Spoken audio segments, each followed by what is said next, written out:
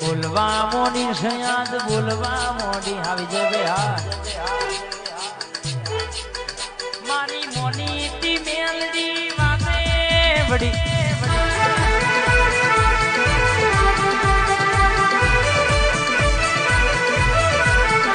એ જબરૂ બોલ સયાદ જબરૂ રમો માં